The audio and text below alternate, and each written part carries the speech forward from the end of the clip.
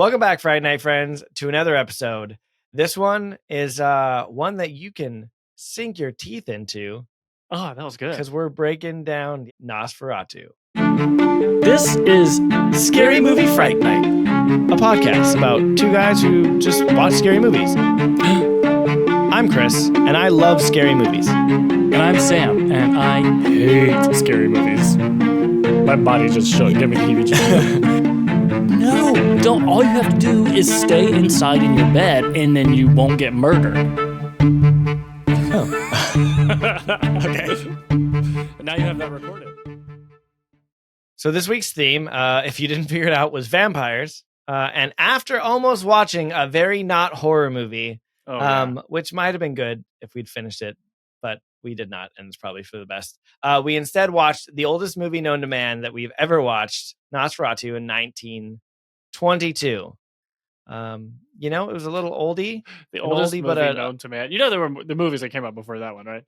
I mean, none that I've seen. So that's fair. Known to this man. It's definitely the oldest on this show, on this podcast. The oldest on the show. Yeah. Yeah. Well, I mean, you're pretty old, but not what I.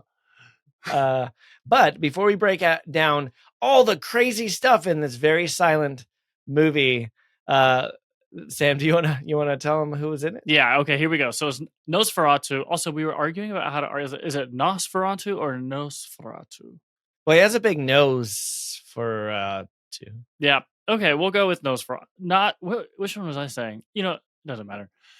This came out in 1922, directed by F.W. Murnau, written by Henrik Galeen, and I think you can clarify for us. It credited also here to Bram Stoker, but there's some nuance there.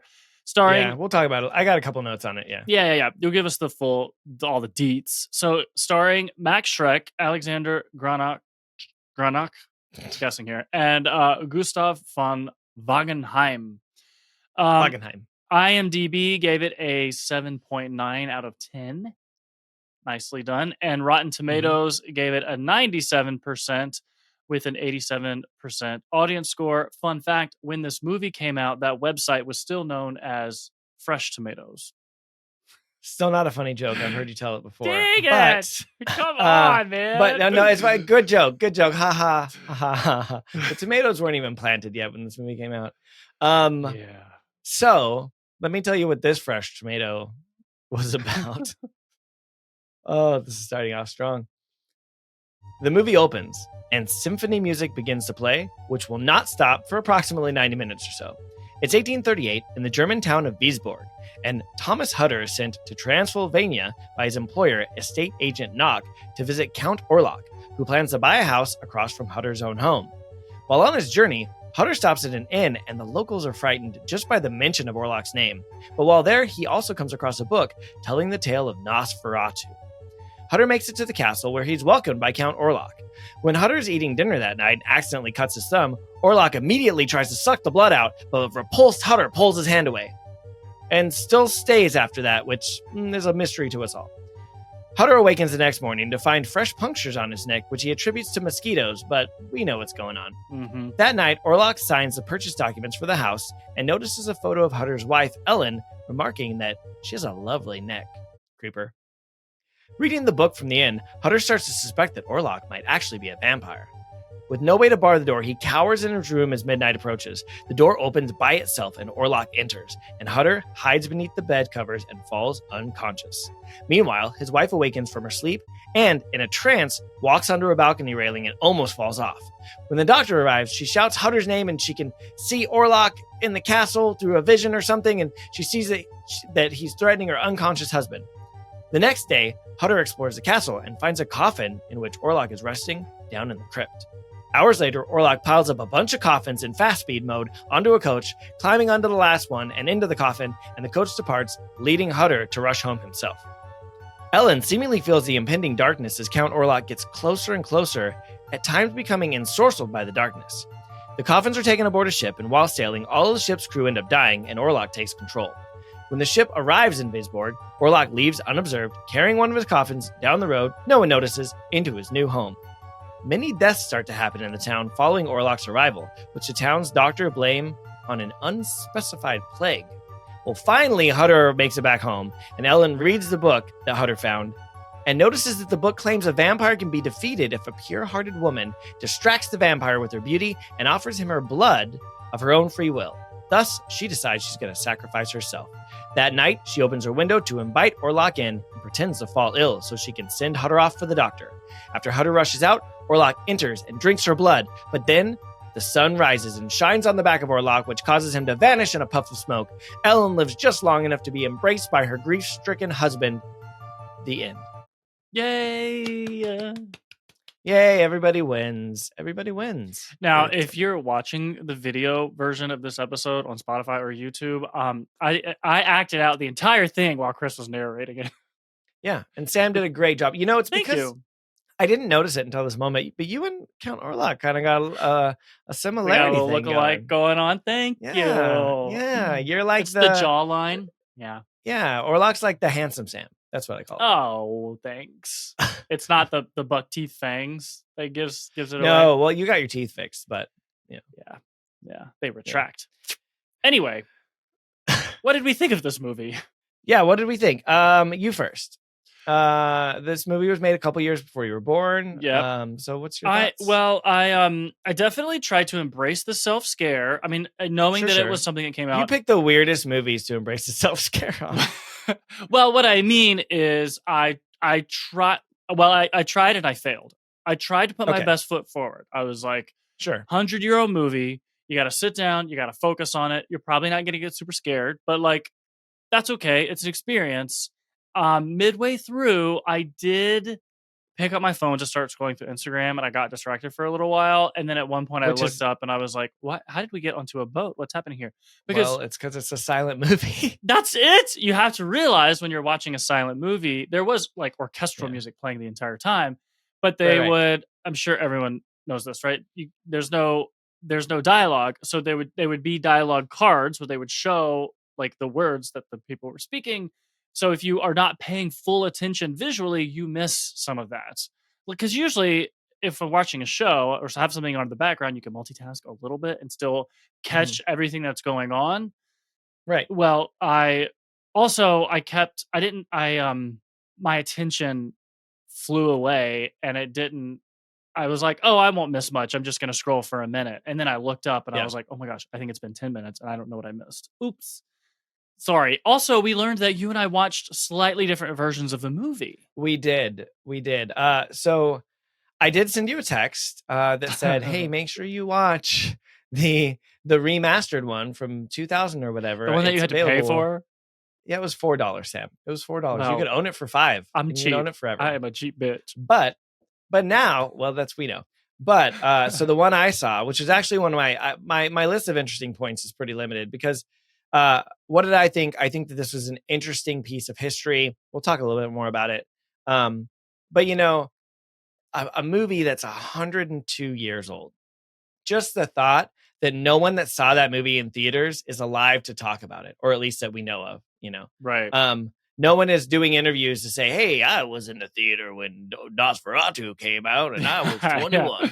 Right. And then they can tell us how their experience was. That's probably how they talked back in 1922. But that's pretty accurate.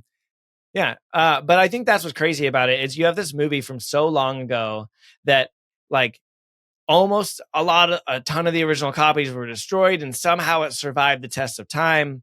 And yet here we are watching it. It's like someone listening to this episode in 100 years and it's like, who are these guys doing? What is a podcast? Oh my God. I don't even know what phones look like. There's probably something in their head and they're like, what's this? You watched it on a phone? I know. If you are listening in the year 23, if you're listening 100 years in the future, just know that this podcast was the most successful scary movie podcast, basically of all time. Yes. Of all time. Most and awards, also everything. You know, and also like, subscribe, leave us a 5-star review. Yeah, leave us a comment. Only if it's 21-24. Right. But yeah, so I think we identified one of the biggest, I mean, spoiler, we talked a little bit before we recorded, sorry. But one of the, I think, main things that we noticed is that you watched the black and white version. Right. And I saw one that was, mine was color tinted. Yeah, Yeah. and that was one of the coolest things that might not have distracted you away by your phone. Uh, is that they use different colors to show different times of day, which I just thought like in a black and white environment, there's no sound. That was one of the most interesting things to me. Like Yeah. blue and greens were representing night, and then pinks and yellows were daytime Was and that something that twilight. was like added later? If they were different versions, like a regular, like a black and white version and then a tinted version. Maybe. Hmm. I don't Also, know. you mentioned that a lot of the original copies have been destroyed. Tell everybody Yeah. why. What happened there? Well, as it turns out, people hated this movie. No, they No, I'm just didn't. kidding. So hopefully all the Team Chris folks at home that know a little bit about vampires have heard of Bram Stoker's Dracula. If you've never heard of the novel, which is older than Nosferatu, then surely you've heard of the movie with Keanu Reeves and Gary Oldman and Winona Ryder. Anyway, hopefully you at least know what that is. But Nosferatu effectively is loosely based on Bram Stoker's Dracula, like the book. And we say loosely because they never had actual copyright permission. They changed all the characters' names. They did a very different take on Dracula. They didn't even use the term Dracula. You never hear Dracula, right? So it's very loosely based. Based on this one article that I found that notes some of the differences and likenesses between them. Like, I think the whole story of Thomas Hutter going to Dracula's castle and then Dracula arriving back in what would be London in Bram Stoker's world versus Germany in Nosferatu. Like, that's 4 chapters of Bram Stoker's Dracula out of 27. But that's effectively the Oh. majority of the plot point for Nosferatu, right? So it's loosely based. Anyway, so to answer your question, it's like I go down rabbit holes a lot. I don't know. So after this movie came out, Bram Stoker's widow actually sued them and the entire film company for copyright infringement, and was in like 7 years of litigation. Like, she was doing her damnedest to try to get all the original copies destroyed, and they did destroy a lot of them. I don't know exactly how many. I didn't count. Also, I wasn't there. But so that's why it's even more interesting that it stood the test of time. And I mean, that ties right into, again, this other article. It's called Blood Brothers: Dracula versus Nosferatu. Ooh. But by this person making this movie particular and this different spin-off of Dracula, it kind of resulted in 2 divergent traditions of vampires, right? So like, just some of the comparisons, and I didn't note all of them, but like, you have Nosferatu, who's this like sad, like lonely, desolate symbol of illness, malnutrition, and pestilence, right? But like the Dracula that we all know, or at least that would come to be, right, is this like erotically appealing vampire, suavely seducing victims, turning some people into vampires. Nosferatu kills all of his victims. Dracula is like a predator who can be hunted in turn, but Orlok is more like an infector, a germ. There's lots of visions in Nosferatu of rodents and rats, and his bite mark being mistaken for a mosquito. So it's set down this like century long path of divergence. This article also said this, which I want to get your take on this. Yeah.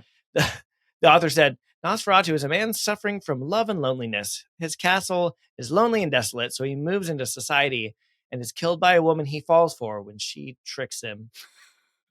I didn't get super romantic vibes from this guy. He was kind of creeping around. He kind of reminded me of what's the character's name from Despicable Me? Oh yeah, like that guy, Yeah. Doctor. Not necessarily in personality, just in his like shape. No. You know who he reminded me of? You said you haven't seen Ratatouille, but the food critic from Ratatouille is like very inspired. He has like vampire vibes. Like when he opens the door and his shadow is cast in the room, the shape behind him is like the shape of a coffin, and he looks like a vampire. I bet you that's probably pulled from Nosferatu. You know what? Hold on, real quick. Yeah, Google it. Google it. He does. Spoiler alert. I'm sorry. Ratatouille came out a long time ago, but he does turn nice in the end. Oh, just like Nosferatu. Kind of. So there's a lot of like online resemblances. I'm not going to go down a rabbit hole trying to figure out if there was anything to it. That's irrelevant. I'm sorry I brought that in. But I do. But I see the picture and I see what you're talking about. He is very, very similar. Just like creeping around. just creeping around, just trying to get the love of his life, who has a lovely neck. And she's like, no, don't leave when the sun comes up. Bite me again. It's very Sam. And then the sun comes up. And speaking of, so when we talk about legacy and stuff, Nosferatu is the reason that vampire movies to this day utilize sun as a method to kill vampires. Okay. That was another comparison, is like Dracula is killed by a stake through the heart. That's a standard. Vampire movies, wooden stake to the heart. But the sunlight killing a vampire, that is explicitly from Nosferatu. Interesting. Yeah. It was really, that's so fascinating to think about, like someone creating this movie. And this is also, I think, what was the most fun about watching this movie was thinking about the fact that it was created over 100 years ago.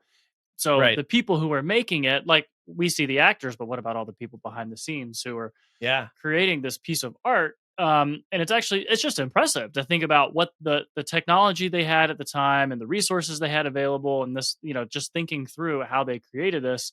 And it's really fascinating to think about. Somebody was sitting there saying, okay, how should we kill this guy? Oh, what if it's the sun? What if just being exposed to sunlight is it? And then he poofs into smoke. And okay, how can we create the smoke effect? And how should we trick him into getting exposed to the sunlight? And like they had to think through that, and that idea then seeded something that became just part of that's just what we understand about vampires now. Yeah. And you see it everywhere crazy. else. And there's no way, of course, that like the person that was doing that movie back then would ever have an idea that 100 years later, that would still be a common trope in vampire movies, right? That there's one decision they made would carry on for forever, really, right? Like, I was actually pretty impressed with the way they were able to capture like the amoeba or the cell or whatever it was through the microscope. I mean, I know they had microscopes then, but the fact that they were able to like capture it on film in such a way that it could be used in a movie, like projected. And I was like, oh, I didn't know they could do that in the 1920s. I honestly thought it was just really good amoeba puppetry. Well, maybe it was. Just kidding. And I totally misread Muppetry. That. Oh, that's where they came up with the term Muppets. And again, it said the test of. I'm making that up. Okay. And it was just cool to see like these old buildings. I read somewhere, by the way, that all of the buildings that are in the movie are still standing this day. But it's just cool to see the places, and it feels like you're looking through time. Yeah. I don't know. It is. I mean, I think that, and we'll talk about this more and more, but I think that that's exactly what makes this, if nothing else, it's just like a relic. It's something in a museum. It's something you dig up, you find this that's been partially restored. I didn't mention this, but even the symphony music isn't the original music, right? Like they lost the music somewhere along the way, so they had to put new music to it. So which gets into something I'm going to talk about like so much of it's lost, and it's just this restored piece that will never really, it's just something to look at and never really know what it would have been like in the moment to be watching it 100 years ago and have it be so revolutionary, because like, it's like The Exorcist. Of the time, The Exorcist was the big scary movie and it freaked people out. But this movie was almost banned. No, this movie was banned. Wasn't it banned in Sweden? Yes, until like the 1970s or something. Yeah, because of like extreme horror. Yeah, which is just crazy that we watched this and we're like, okay, cool. Nice shadows on the wall. Yeah, spooky. One of the things that I thought was, well, I don't know if this is like my favorite, but like it made me laugh a little bit, is because they don't have audio and they don't have conversation. Like film hadn't been around that long. So just the over dramatization of the facial expressions and they're the like so dramatic, the pulling and the kissing and the acting and it's just like, the evil guy in the cell. It's just very over the top. Yeah. The way the main guy, like his physical acting when he was like, he like slunk up the stairs in fear, and I was like, oh yeah, you're so dramatic. So dramatic. Yeah, it was interesting for sure. Yeah. And so circling back to this like relic of history, I found a really interesting article. I kind of rabbit holed, right? I found the one that compared Dracula and Nosferatu because I really kind of wanted to see what that looked like. And I've never read Bram Stoker's Dracula. I just know, the movie pretty well, or at least I did in the 90s. It's been a while, but I found this very interesting article, and there's like a few things to take away from it. One, I think one of the big pieces though is it kind of summarizes this as a piece of history that we will never fully understand, because we will never, it's like I said, you find something, you dig it up, and you don't get all of it. You partially restore it, and you think you have an idea of what it might have been, or what it might have been used for, what it might have been about. Um, but you can't ever know because you weren't there. And anyway, I'll dig into it a little bit. But also the other piece of this article is just, I think that with anything that is older than, I don't know, our generation, there's potential for there to be problematic themes associated with it. We talked about Cabin in the Woods in the Yeah. 90s, and like some of the sexualization of the female character and calling her the whore, Right. and how, like, that wasn't that long ago, but it seemed like that feels very antiquated. Yeah. Yeah. Even though that was our lifetime. You don't have to go very far Anyway, back to find scenes from movies that you're like, oh, that's a little problematic. right. Yeah. So only imagine what you might be able to pull Mm. out of a movie from 100 years ago. So, again, I'm gonna forefront this with this whole article. Basically, takes away that we'll never actually know if this is what it actually was about. And of course, Sam and I, like, we don't know enough to know enough. We are not scholars, but I thought the article needed to be shared. So here we go. So this was actually from the Daily Nebraskan, which is not a newspaper that I read often. Maybe I'll check it out. So it's called Nosferatu casts haunting shadow over cinema 100 years later. And so it opens up again, kind of like I said, it talks about it's been 100 years. A lot of the contemporary meaning's been lost. No one alive today saw it in theaters in the 20s. Same thing we were talking about. So it's almost like this alien piece of media. It doesn't conform to tropes or conventions that we know of as horror, right? It doesn't meet what we think of as horror today. And the scares, in Nosferatu, they're rooted in the atmosphere and the dramatic musical stings. But like we said, the original score is not even there, right? So most of the score was lost. So we have this newly composed music. So this obscurity just leaves, us as modern audiences, like, in an unwinnable battle to dissect this movie qualitatively, because we're never going to know what it was originally. Mm-hmm. So really, all you can do is try to pull out themes of the movie and compare it to, historical themes of the time. And so this article goes on to say Count Orlok himself represents a foreign other, a rich man moving to Germany, intent on taking the country's land and women for himself, all the while bringing a plague onto the town. Coupled with his pale skin, bulbous nose, bald head, and claw-like hands, give a distinctly anti-Semitic ting to the character. Mm. And then it goes on to say, tough to assume it's a coincidence, because Hitler's rise to power as a party leader in the Nazi Party happened only 1 year prior to the release of this movie. And so that actually got me thinking, because a couple of years ago, I got to go to the Holocaust Museum in Israel.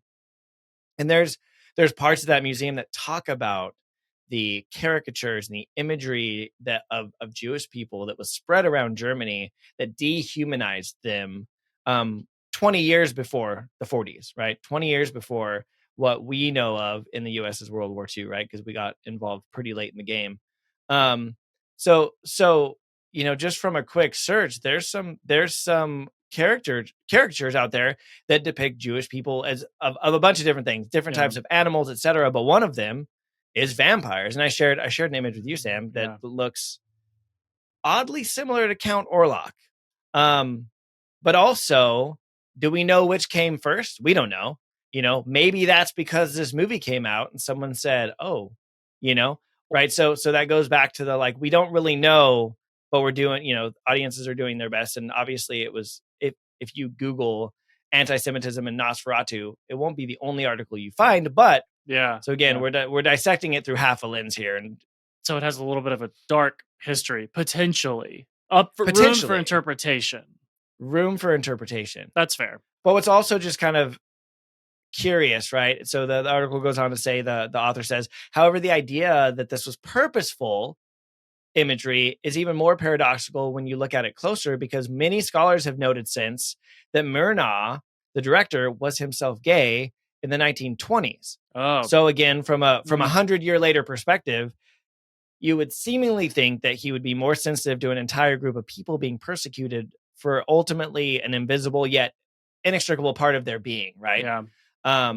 Unfortunately. So really, I mean, You can be What's that? gay and anti-Semitic, or And you gay can and be, right? racist, or gay and homophobic. That happens too. That is also, well, that's true and confusing. Very Well, confusing. go back to horns. I mean, it happened, and let's not talk about horns. Um, Oh, horns. but yeah, so again, that's from the perspective of, you would hope that maybe they would be sensitive to it, but we don't know. Yeah. Um, Yeah. and again, so the real big takeaway is it leaves the full grasp of an understanding of this movie truly in a thematic meaning. It's intangible. It's out of our grasp.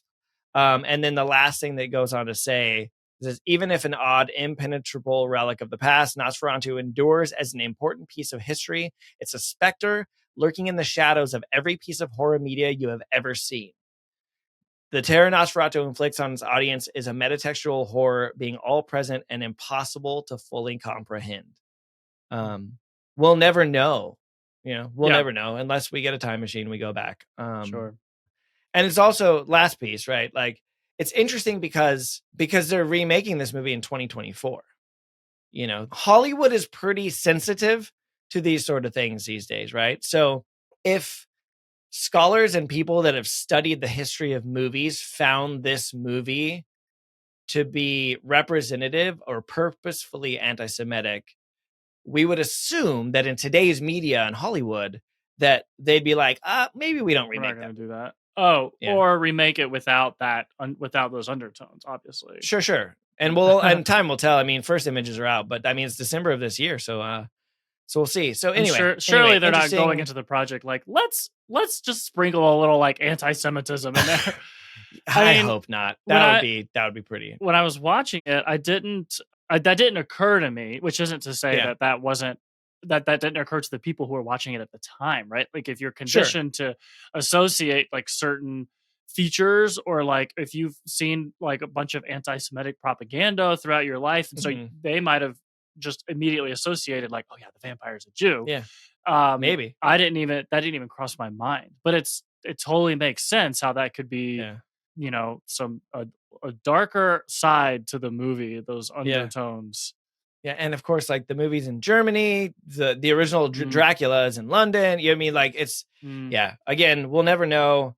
Definitely not what I expected to find when I rabbit holed on down articles, but interesting and a piece of history nonetheless. Yeah. Well, speaking of history, after watching this, I was then and learning a little bit about Bram Stoker's Dracula being conflicting with this movie, because I read the same thing. I was like, well, where did vampires get their start? If it was, I mean, it had to have been before this. So where did vampires come from? So well, they started at McDonald's like the rest of us. Wait, I don't get it. What do you mean? Like, their first job was at McDonald's. Oh, the night shift.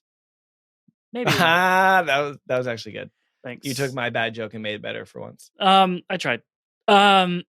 So buckle up, because I have a full-on masterclass, PhD level history of vampires that I want to share with you, because I'm sure we'll do more vampire movies.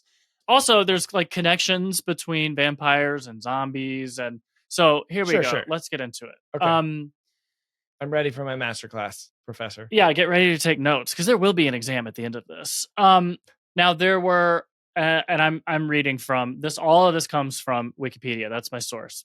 Boom, it's been cited. Good. Well, I'll go and edit it afterwards. So, so there were like demons and spirits, which are considered like precursors to vampires that existed in like ancient cultures, like Mesopotamia and ancient Greeks and Romans, etc. But then the modern concept of vampire started to emerge in like 18th century southeastern Europe. The word vampire first appeared in English in 1732 in news reports about vampire epidemics in Eastern Europe. So there's connections to plagues and outbreaks and vampires. So you talked about how in Nosferatu that there was this like whole thing about him like infecting people or something. Right, like he was a plague himself. Yeah. Exactly. The English word vampire came from a German word for vampire, which came from a Serbian word for vampire, which had other parallels in other Slavic and Turkic languages like Russian, Ukrainian, Turkish, Bulgarian, Croatian, Bosnian, etc. So southeastern Europe translates. Yeah, I'm sure it all translates perfectly. Yeah. Well. This is what's interesting about the concept of a vampire. Our modern, when you close your eyes and you say, "Picture a vampire," what does a vampire look Mhm. like? I'm sure today we have maybe a couple different versions, but like, oh, Kiefer Sutherland. Yeah. yeah, what was he a vampire? Lost Boys. Oh, okay. Yeah, you haven't seen it. Oh, yeah, I haven't seen it. I have seen What We Do in the Shadows, fun vampire comedy. So some like variations of different types of vampires, but then take our modern understanding of vampires and stretch that over several hundred years, and there's Mhm. even more variations, I'm sure. Yeah. So there's Like some really interesting explanations of why, like things that you think of for vampires. What things come to mind? Like if you had to say, okay, what is a vampire? How would you describe a vampire? What comes to mind? fangs, The fangs. Okay. uh undead, Undead. Yes. sensitive to sunlight, Sunlight. Yes. die by wood to the heart. Okay. The steak thing. Yeah. They drink yeah, they like a medium steak. No, they drink the blood. They like a rare steak. Bloody. Yep. Yes. Not the meat, just the blood. They can make other vampires by having the vampires drink their blood. Oh, But if they drain them all the way, then they kill them.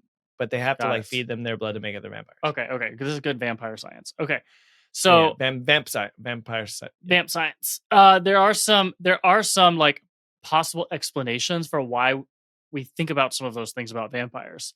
So one theory is that before we had a strong understanding of how the body decomposes, that Mm-hmm. when bodies were dug up for whatever reason, I don't know why they would dig one up initially, they Mm-hmm. would notice strange things about the bodies. In some cases, you would think that the body would be like super like decayed and like the skin is gone and everything. But in some cases, Sure. depending on the soil and how the body was buried, it might have actually been like somewhat preserved. Like a mummy. Sometimes they might look better after death than they did in real life because what happens is your Rude. body as it's decomposing it creates gases that then like Ooh. expand in your body so you might look more like plump, right? So if Right. you were like Right. frail and like you're like Yeah. old and frail and then in death after being buried your body like plumps up. So early Cool. vampires were described as being like bloated in appearance, Mm. purplish. Okay. Sometimes in the decomposing process, there might be stuff that comes out of your mouth or your nose, like blood. Gross. Okay. So gross. But think about it. You dig someone up and you see blood coming out of their mouth. You're like, uh, I'd be like, I dig it. you Get it? Because would? I dug. I no, because I dug them up. I Oh dig my it. god, I dug. no. That's Sorry, terrible. they're bad today. It's all right. You just keep trying. So then they started to think like, oh, well, they must be like eating somebody or sucking blood or killing animals or killing people. Got it. Oh, the blood is because they were eating something. Got it. Yes, yes, yes, Okay. yes. So one thing that they might do if a decomposing body was like swelling is to Mhm. stake it, like a wooden stake, killing a Oh, vampire, right? To help. like pop the. Yes, yeah, get some of the gases out. Sometimes, though, when those gases were leaving the body, they might come through the windpipe, and just that air forcing through the windpipe might make like, Like they were like breathing a or sound, yeah. Okay. right? Okay. Hmm. Or also, according to Wikipedia, if they come out the other end, it might sound like flatulence. So, Oh, I mean, isn't that what it would be?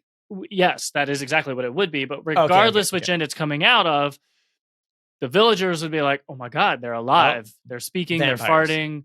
Like they're not dead. They're alive, right?" Why has there not been then in all of history, PhD Sam? Yes. Um, like why is there not like a 1957 movie about the farting vampire? Well, maybe it's just I don't want to waiting see to this be movie, but created. okay. Well, So there's more. Um, when your body's decomposing, your skin and your gums lose fluid and they contract, which mhm. exposes Oh, the the roots of your fangs. nails, your hair, your teeth. Yes. So there was like the idea of like the fangs, or even like if you had teeth that were concealed in your jaw, like if Right. you were younger and you had your adult teeth hadn't come in or something yet, whatever, you'd see Yep. those other teeth. Yeah. It would kind of create an illusion with the nails that like, oh, their nails have grown.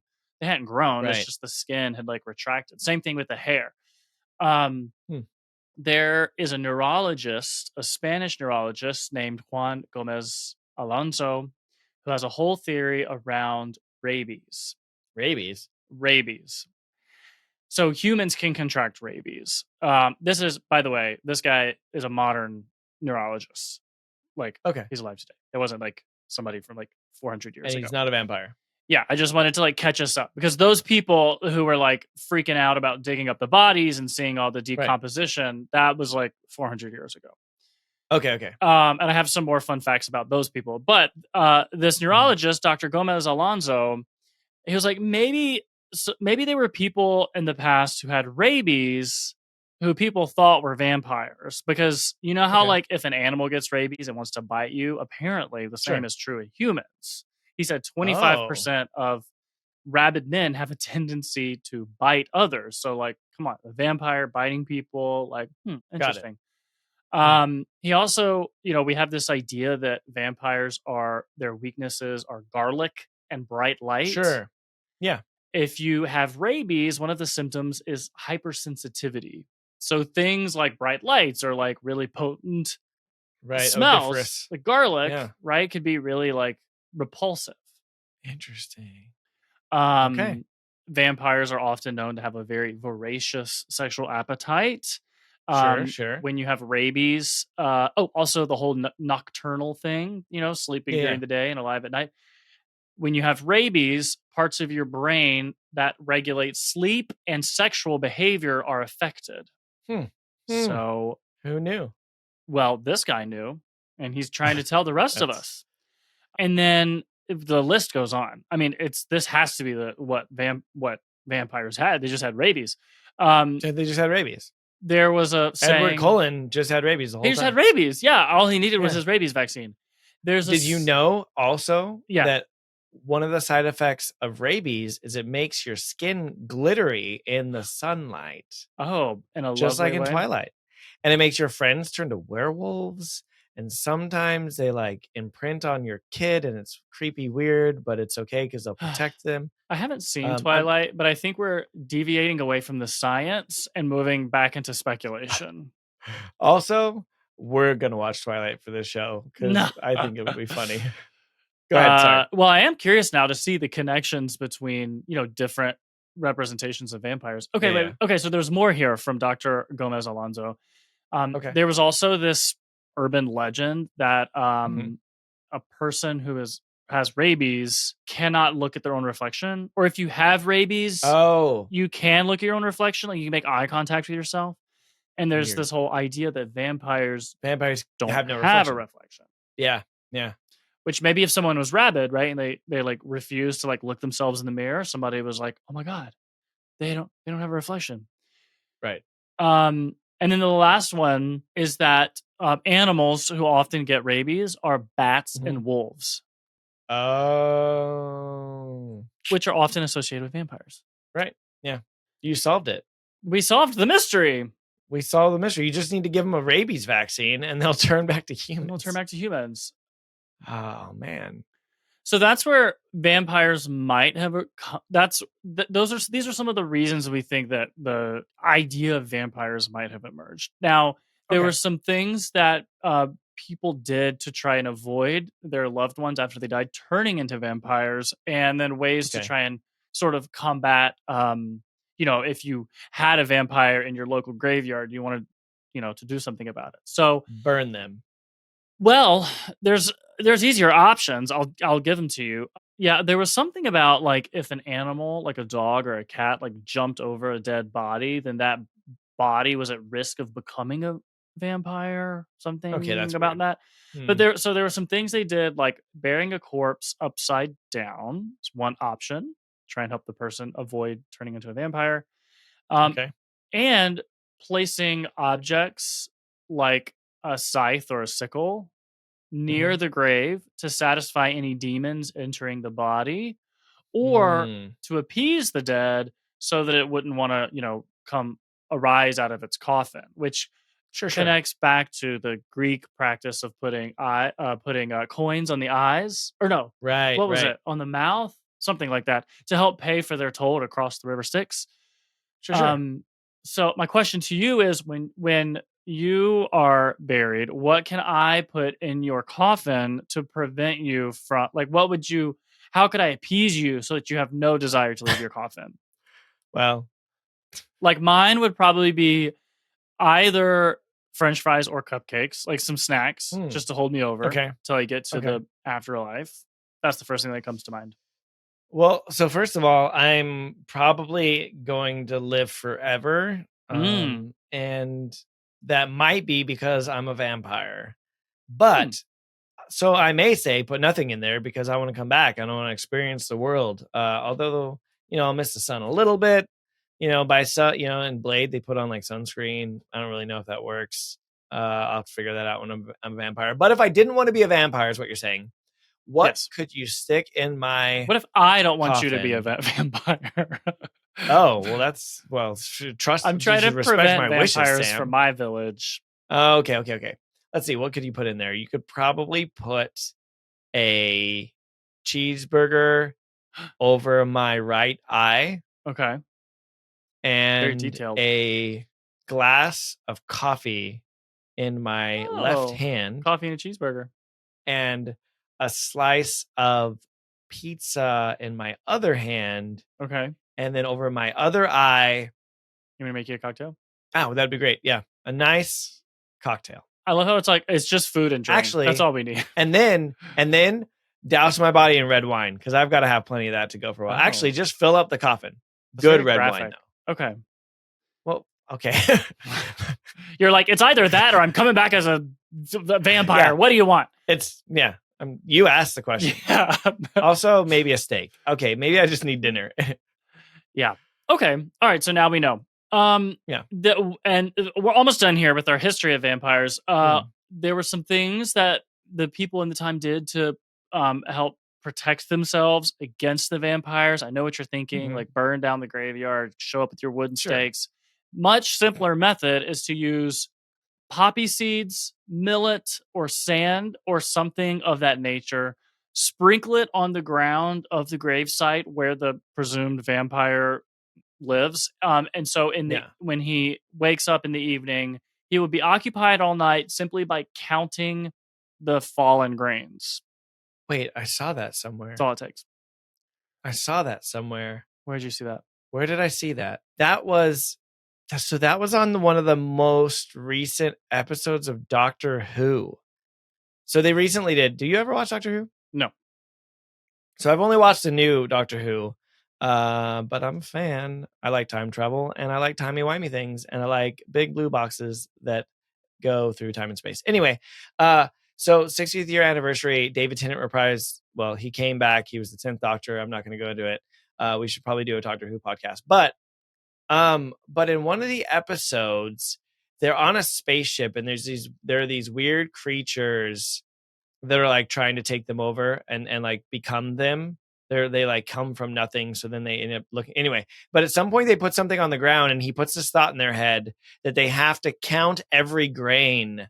And so they get preoccupied by doing it. Anyway, so it's not related to vampires, but it's like literally the exact same thing. Yeah. It's like they make them believe that they have to count all these grains and they use that as a shield. Anyway, super weird.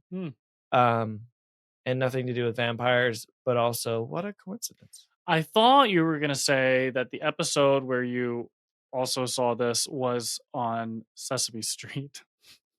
Okay. Because of the one vampire. grain of sand. No. The vampire who counts.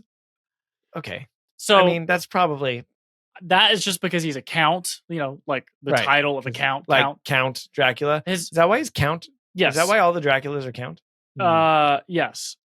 That has nothing to do with this defensive maneuver of getting them to count. I think those are just totally unrelated. But when I was reading about the counting of grains or whatever, I was like, sure, is that where a Sesame Street thing comes from? But I think they just were playing a play on words of like the title of Count. Right. His name, by the way, is Count Von Count. Count Von Count. Yeah. Very creative. Yeah, very, very original. Like, what if that had been how Nosferatu had ended? They just like sprinkle some sand around his coffin and he gets out and then counting? The rest of the movie is him just like counting grains of sand and they're like, see ya.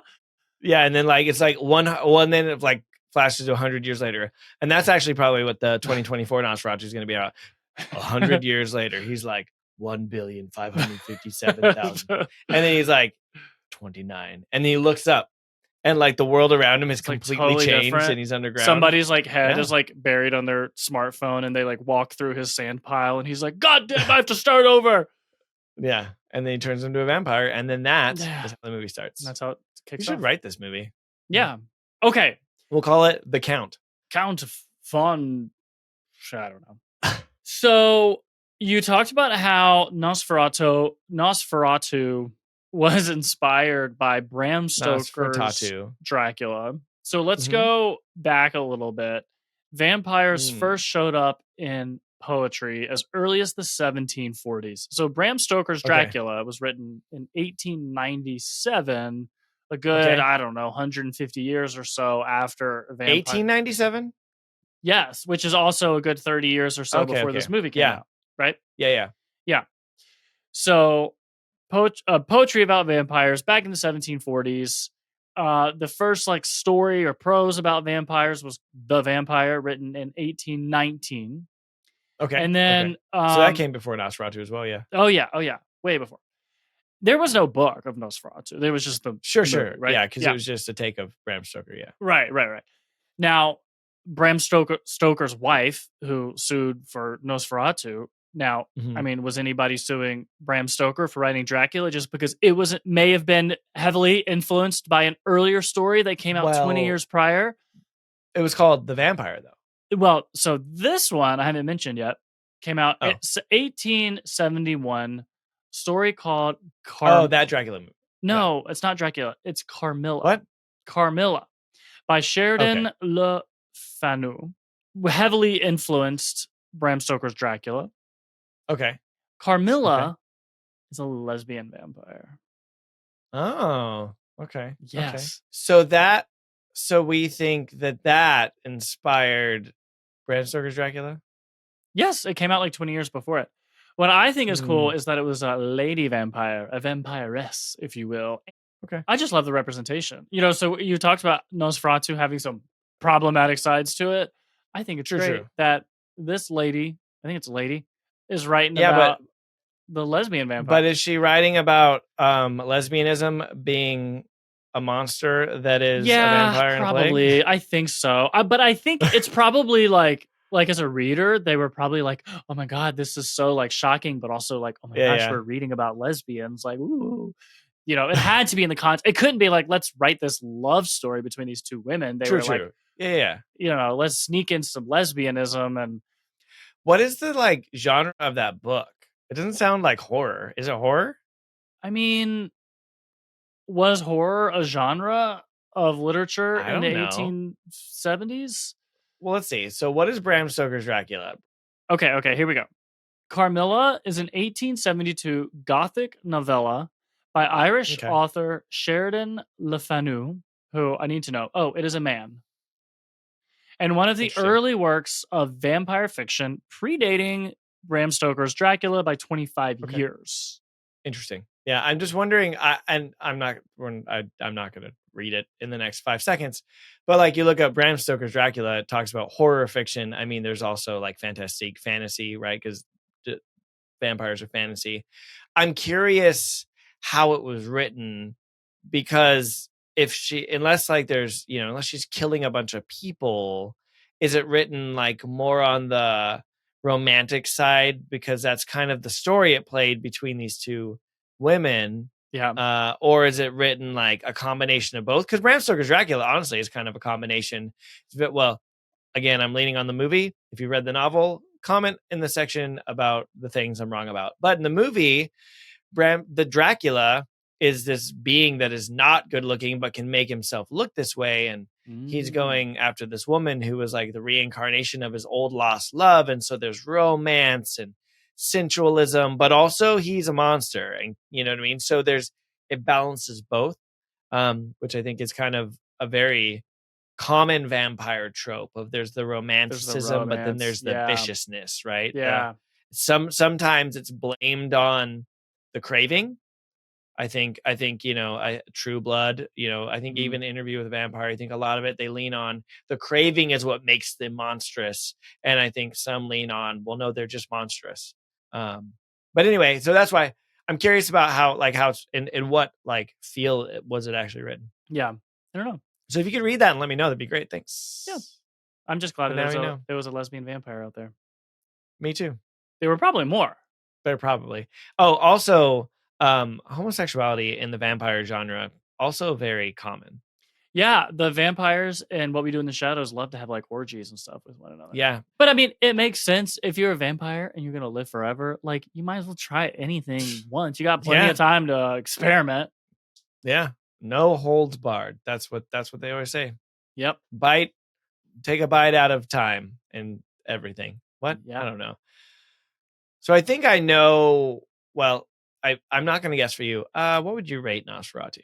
Oh boy. I mean, 0. Well, this is hard, okay? Because if you were watching it in 1920s, you might be like, "Oh, it's terrifying." It's a 25 out of 10. It feels unfair to rate it, because I mean, well, we've been doing a lot of assessment of what rating even means. Yeah, that's true. this season. But you know what? It's Sam's scary scale. Was I scared? No, it was a 0. It was not. It was 0 scary. If you are thinking about like, should I watch scary movies or not? And you're like, I don't want to watch something that's super scary. Well, this is not super scary. It's very academic. It gives you a glimpse into the past. So it's really less a question of if you can handle a scary movie and more of a question of, can you handle a silent movie? Yeah. Can you handle a silent movie with symphony music playing the whole time? Yeah. I mean, I agree. I mean, that makes sense. Yeah. Well, shall we choose the next movie? You know what? Sure. Hey, if you're enjoying Scary Movie Fright Night, hit pause real quick, rate, review, follow us on Apple Podcasts, Spotify, or wherever you listen to podcasts. And now, back to the episode. So next episode, we're going back to the genre that gave us Midsommar, folk horror. Oh, nice. Okay, cool.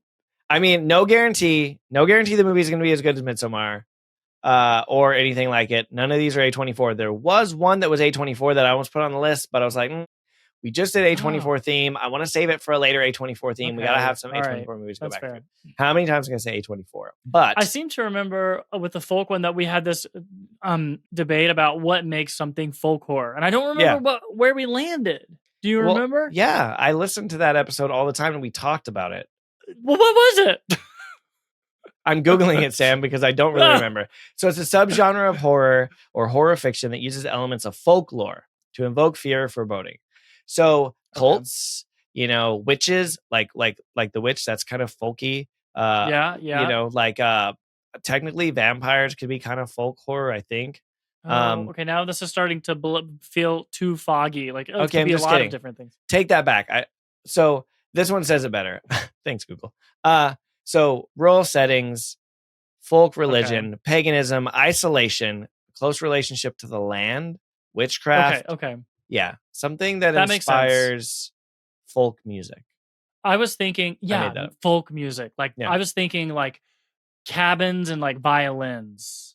Cabins and or fiddles. I mean, that sounds like a fun weekend camping trip if you ask me. And like cornfields. That feels like folk horror to me. Cream corn. But not like UFOs. Fields. Not like corn. I want to see a what do you call those UFO things? Folk horror movie. Genre bending and welding. Genre welding. We're going to weld together some genres. Do you want to know what the first movie is? Yes, yeah. Well, I'm not going to tell you what the movie is, but here is the fun and joyous version of the synopsis, thanks to our friend ChatGPT. In the picturesque landscapes of a mystical realm, follow our spirited heroine as she navigates a world brimming with whimsy and charm. Amidst the rolling hills and enchanting forests, she discovers the magic hidden in the simplest moments, accompanied by a cast of delightful characters who add a sprinkle of eccentricity to her journey. As laughter echoes through ancient glades and joyous celebrations come to life, our protagonist unravels the threads of an enchanting tale that will captivate your imagination. Get ready to be swept away in a kaleidoscope of emotions, where every scene is a brushstroke of joy on the canvas of this cinematic adventure. Oh my gosh. Beautiful. Yeah, I actually don't know what if that said anything, to be perfectly Well, honest. But it kind of sounds like Alice in Wonderland. Enchantment, merriment, explorer, islands, wonders. Kaleidoscope. Sure. Yeah, I can see it. Hmm. It's like Alice in Wonderland goes to Horrorville. Yeah, that's actually what the name of the movie is. Okay, what's the second one? Step into a world of enchantment and merriment as our fearless explorer ventures into a hidden island bursting with peculiar wonders. Amidst the laughter and camaraderie of the island's inhabitants, a tapestry of delight, eccentricities come to life. Revel in the jubilant energy as the protagonist unravels the island's mysteries, revealing a story woven with unexpected twists and turns. Brace yourself for an exhilarating experience where joy takes the lead in this whimsical and spellbinding tale. Also, eccentricities was in both, but that's fine. Both. This one sounds like Hook. Does it? I don't know. It's on an island. Okay. It's like Peter Pan. So yeah, Wonderful One. No, what was the first one you said? Alice in Wonderland. Alice in Wonderland. Robin Hood and Hook Man, and then the final Robin one. Hood. Yeah. No, Robin Hood. Peter Pan. Peter Hood. Peter Pan. Robin Hood looks like Peter Pan. They both wear green. These are all folk stories, though, right? Yeah, that's true. Does that count as folklore? It does, because my folks told me about it. Okay. Number 3. Join a group of friends as they embark on the ultimate woodland adventure. When a light-hearted hiking trip takes an unexpected turn, this tight-knit gang finds themselves in a forest full of surprises. Get ready for a roller coaster of laughter, friendship, and unexpected twists as they navigate the great outdoors. It's a journey filled with joy, fun, and the kind of moments that will have you cheering for this spirited group. Who knew a simple trek could turn into the ultimate bonding experience? Grab your hiking boots and a sense of humor, because this is one wild ride you won't want to miss. Your hiking boots and a sense of humor. Yeah, I mean, what else do you need? No friends, just Not boots and a much. humor. Okay, so the first one, I can't think of any like redeeming qualities. I'm not like, oh, I really want to see it because of. Yeah, it just sounds kind of like nonsensical, but that's fine. What was the first one? Not going to tell you, but The Alice in Wonderlandy one. it was The second one was on an island. on an island. And that's curious. Yeah, We both live on an island. You live on an island inside of an island. an island squared. Yep. That's gonna throw people off. But okay, so that, and then the third one is hiking in outdoors, with friends. smiles and boots and smiles. What do we think about these three? I'm trying to decide between numbers 2 and 3. I'm curious about the island thing. Like, what could that be? I remember there was one movie that came out within a couple years that was about like they were on a beach and they get old really quickly. Oh, it's not that one. That was an M. Night Shyamalan movie called, I think, Old. Yeah. It's also just the story of my life. Well, you are looking a little aged this last few weeks. And I like to spend time at the beach. That's true. Can't and then tell the by your second tan, one. The second one sounds so fun. A sense of humor. Grab your hiking boots. Honestly, I want to go on a backpacking trip. Can we go backpacking? We'll just take a break from this podcast thing. Let's go on a backpack trip. The way that they do in this movie, which I haven't seen, so maybe not, but you know. Okay, let's do both. Let's go backpacking on this podcast. Okay. Let's do movie number 3. It's calling my name. Perfect. When I heard sense of humor, I was like, ding, ding, ding. This is for me. Perfect. I think that that's a great movie. I've seen none of the 3 of them. I'm going to tell you about it. So first of all, I would tell you what the other 2 are, but you've never heard of them. The first one, here I go. I'm not going to tell you. The first one's called Haga Zuza. Don't know. Wow. Don't know. I watched the preview. I don't remember. And the synopsis didn't help me, but it got 93% on Rotten Tomatoes, but a 52% audience score. Oh. So big differential between those two. The second one Haga Souza has me wondering if is it a foreign film? Maybe. I don't know. We'll find out if you pick it sometime. The second you watched the trailer, but it looked fine. I did this 2 weeks ago. Let's be real. Okay. But they looked really good. I picked, there were like 5 folk horror movies. I narrowed it down to these 3 because they were all a little bit different. The second one was called Apostle. Don't remember what that one was about either, but it looked pretty creepy. And then this one is called The Ritual. Okay, so I have a confession. I think I've seen this movie before, but that should not exclude us from watching it because if I remember, it was really scary, but also really good. So I think we should do an episode on it. So I have a confession. You told double me you'd seen confession. it before last season when I offered this movie up with Midsommar, and you had said, I think that movie scared the shit out of me. And so I purposely put it back on here, also knowing that you wouldn't remember that you told me. Now, I could be wrong, but I was pretty sure you'd seen it. So here we are. Yeah. Okay. So this is good. Every now and then, it's good to revisit a film and see if it's still. If I saw it, it was like years ago. Yeah, like 5 or 6 years 2017 is ago. when it came out. Yeah.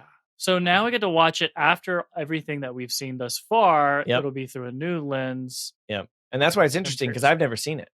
So it's new for me. But again, you've now watched all these movies. And so maybe you'll be like, that's Child's nothing. Play. Yeah. That's a different movie. Sorry. So The Ritual came out in 2017, as mentioned, directed by David Bruckner, written by Joe Barton and Adam Neville, starring Rafe Spall, Arshur Ali, and Robert James Collier. IMDb gave it a 6.3 out of 10, Rotten Tomatoes of 74%, with audience score of 62%. Yeah. Oh, that's pretty low, huh? But that's not too low. We've watched movies way lower, and honestly, again, we don't always gauge it. IMDb, I'm a little curious about. I'm not going to rabbit hole about it, but sometimes they give a movie a high rating, and we're like, that wasn't that great. And then you don't see a lot of IMDb scores in the 8s or 9s. Like even movies with 90-something% on Rotten Tomatoes, which not that they're the end all be all, you'll see something with a high Metacritic score and a high Rotten Tomatoes score, and IMDb is like, it was a 6.3. Oh. I feel like IMDb is like, they're like the Sam of movie rating because you never really understand how they're just throwing darts. They're just throwing darts. You're a 4. Yeah. Okay, The Ritual. This will be good. I'm excited about this. Grab your backpack. Grab your rain jacket. We're going for a hike. And a ritual. I don't really know what this movie is about. Thanks for joining us today. Episode 1922, Nosferatu. There were some words in between there. I didn't say them all. Please take a minute, head over, subscribe to our YouTube channel. Don't have to watch it. Just subscribe. And then subscribe on Spotify and Apple. Just subscribe everywhere. You might wake up tomorrow and want to watch it somewhere else. And then next week, we will talk about The Ritual. See you next time.